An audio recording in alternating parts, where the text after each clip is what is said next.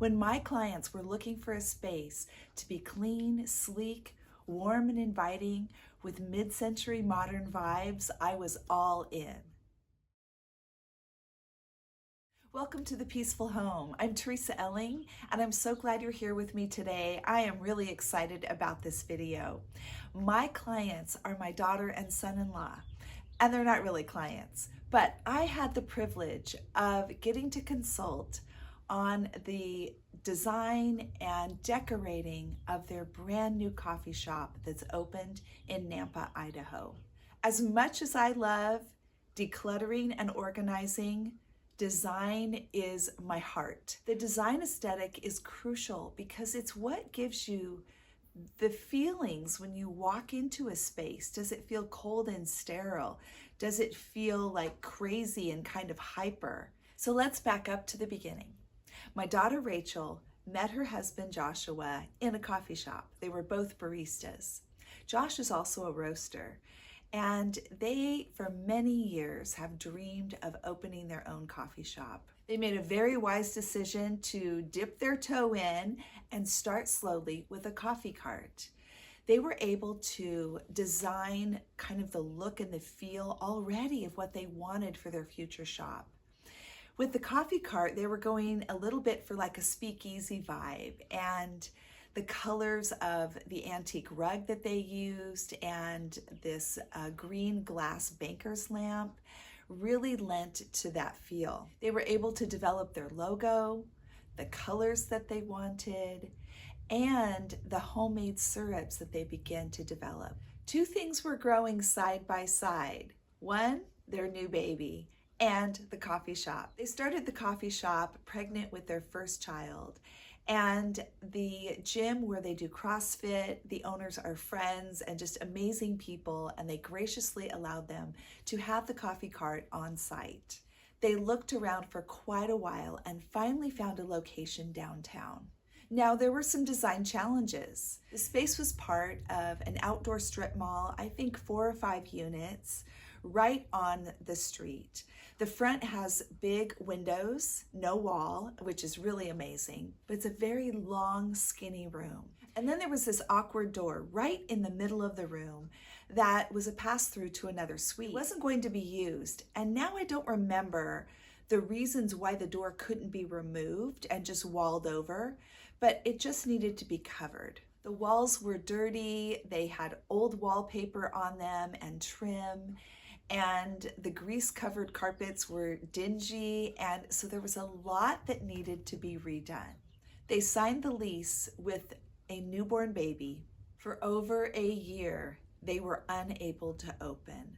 There were continuous issues with electric, plumbing, roofing, and red tape with the city. And so there was just a lot going on. And now looking back, I can't believe it was over a year. So they paid rent for that entire time not being able to open. Along the way, there were a ton of design decisions that needed to be made. First and foremost is construction. Walls had to be removed, a new bathroom installed. They ended up deciding on a very long bar that goes most of the length of the room. And so that was installed with new cabinets. And another feature was these 3 arches, and these are really a core component of the room.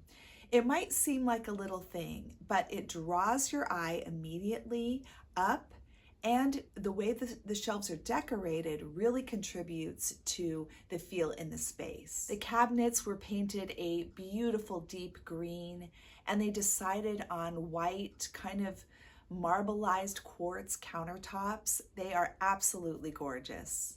It would have been easy to just make the bar be very plain and simple, but they chose to use these wooden slats. It was a very time-consuming job, but so worth it. When I was up midway in the middle of this project, Rachel and I were trying to work on stains, and choosing a color was very difficult. I want to say that Rachel ended up going through 10 at least before finding the right one.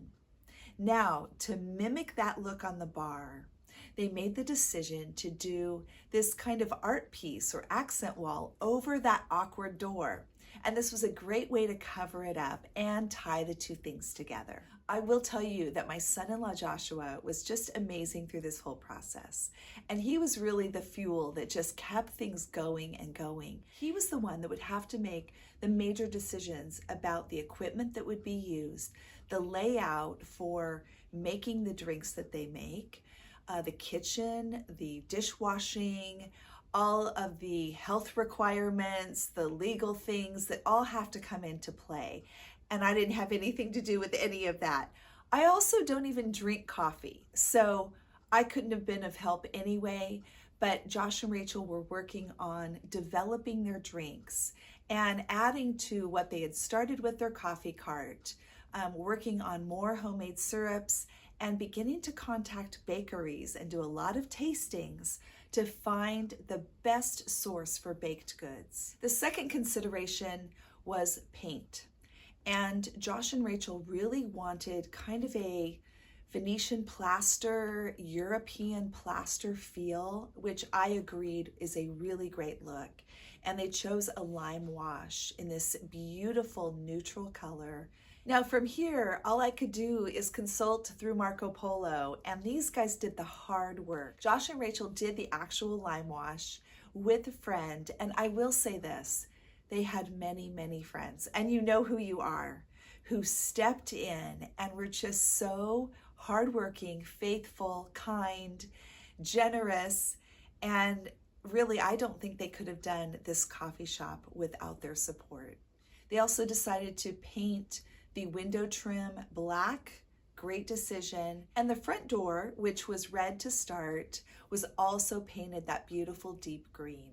Next consideration, lighting. There was a lot of discussion around lighting, a lot of decisions to be made, and ultimately they chose some beautiful pendants that were a gold finish with white glass shades, black track lighting for the work areas, and this beautiful bamboo lamp in the entryway. I do want to interject here that they had an inspiration piece. An inspiration piece is so important. In fact, I talk about this in my 10-part series, How to Decorate from Start to Finish. I'll link that below if you're interested. But I always recommend an inspiration piece. It just gives you a place to jump off from. You can pull so much from that piece. The design type, the colors, the shapes, the feel. So this artwork was crucial in setting the stage for the design of the shop, including this piece of furniture. They wanted a hutch to be able to be used for storage in the entryway, the lobby, if you will. And they found this beautiful mid-century piece on Facebook Marketplace. It's the perfect piece, just what they needed for storage, and it's a work of art itself. Rachel also had this amazing idea of taking this inspiration piece and using it to develop a mural in the bathroom. They hired a wonderful local artist, Jerusha Lauren, and she helped to design this gorgeous mural. It is just vibrant and full of life. Now, while the rest of the coffee shop is somewhat subdued, Rachel wanted a wow factor somewhere, and the restroom was the perfect spot to do that, starting with this salmon-colored door and then Jerusha's amazing mural. These birds and the plants are just vibrant in color, beautifully painted, and I would hear people come out of the restroom and tell their friends, you've got to go in the bathroom and see it. It's amazing. It is a one-of-a-kind original and an incredible piece of art and a beautiful addition to first and second. The other furniture would be tables and chairs, and they selected very sleek, modern, solid colors, which I think really lend to the feel that they want.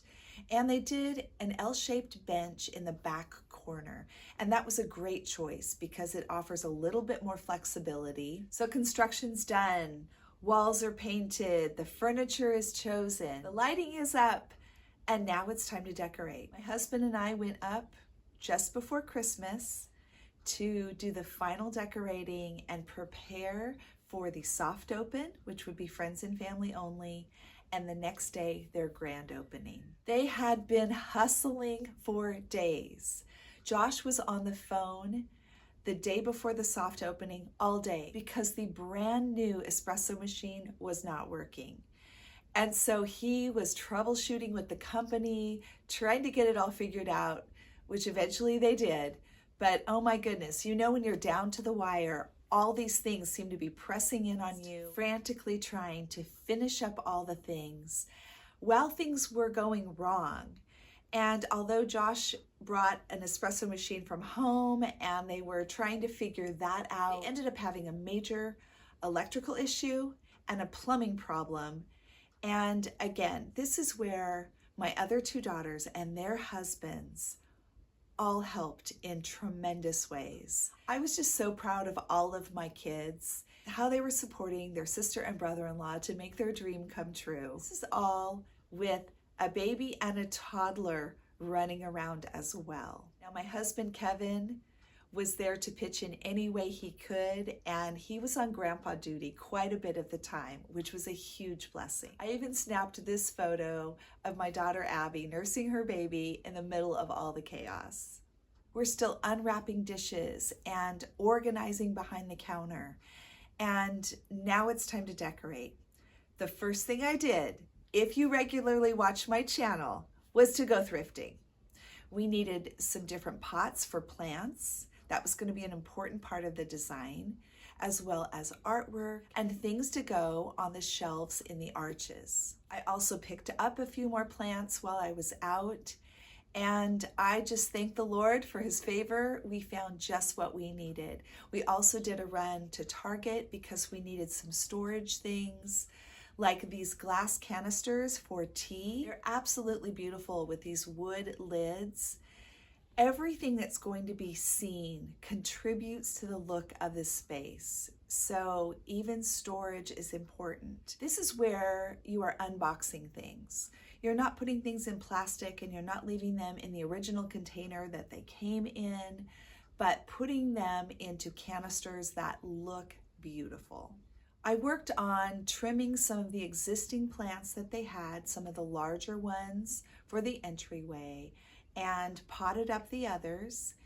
And then I was able to just start decorating, just looking at the three arches and moving things around. It often takes several times because you just need the right balance. The look that you want with shelves like this is a lot like a painting. An artist designs it so that your eye is drawn to certain things and your eye follows around through the painting. And that's really what you want with shelves. You want your eye to not just be bored or look at one thing, but actually to be drawn by texture or color or the size or layout of certain items. Josh and Rachel had a lot of books that they wanted to use in the space. So we started with those, and we added plants, artwork, a lot of the coffee mugs and things that they actually use in the shop, a clock, sculptures, and then you just keep tweaking it. You keep rearranging it until you have the look you want. I think Joshua and I were the last to leave around midnight, the night before the soft opening. Had to space out the table and chairs. We had to do a final cleaning of countertops and floors, but we got it all done. And the soft opening the next day was amazing. Just as a mama, seeing all of these people coming out to support my kids was something else. It was such a great time for the people they love to come and share in this vision finally realized. Opening day was absolutely insane. They had so many people. I didn't even ask them if they got a count. People were lined up out the door. They had up to an hour wait for coffee, and they would tell people, we can't get you coffee for probably 45 minutes. That's fine, we'll wait. People were tipping $50, $100 bills just to bless them. It was really tremendous. They ended up selling out of absolutely everything and were exhausted and had to close on day 2. They just weren't anticipating that much business on their opening day. And so it gave us a chance to regroup, buy new supplies, make new syrups, get everything ready to open their doors again. Josh and Rachel have developed an amazing staff already. Molly, Emmy, and Nadia were first to join the crew, along with my daughter May. Having committed, skilled, well-trained staff is crucial, and it is definitely a priority for First and Second. I want to give you a little peek into their menu, and then I will show you all of the completed footage of the shop. Their most popular drink by far is the honey cinnamon latte. You've got to try it. They also get really great reviews for their iced coconut latte. In addition to espresso-based drinks, they also offer authentic chai with spices sourced directly from India, pour-overs, cold brews, and matcha. And I can say that as a chai drinker, the chai that they serve is the best I have ever had. Hands down, it's amazing. The syrups they make in-house are honey, cinnamon, and vanilla bean. They also have options that rotate seasonally. All of the syrups and chocolate sauce are made in-house with recipes they've developed themselves. Other syrup flavors are toasted coconut, winter spice, and Cara Rose. They also have a rotating milk of the month, which is an infused milk that you can have as a latte.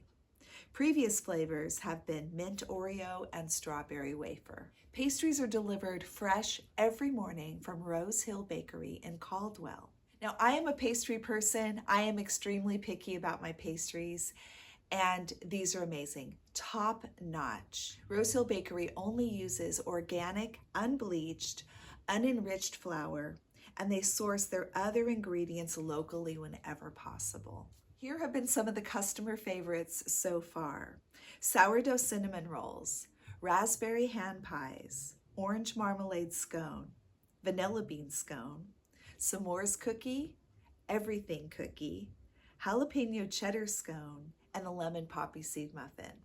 I will include down in the description box the contact information for Jerusha, the artist that did the mural, for Rose Hill Bakery, and of course for First and Second, their hours, their location.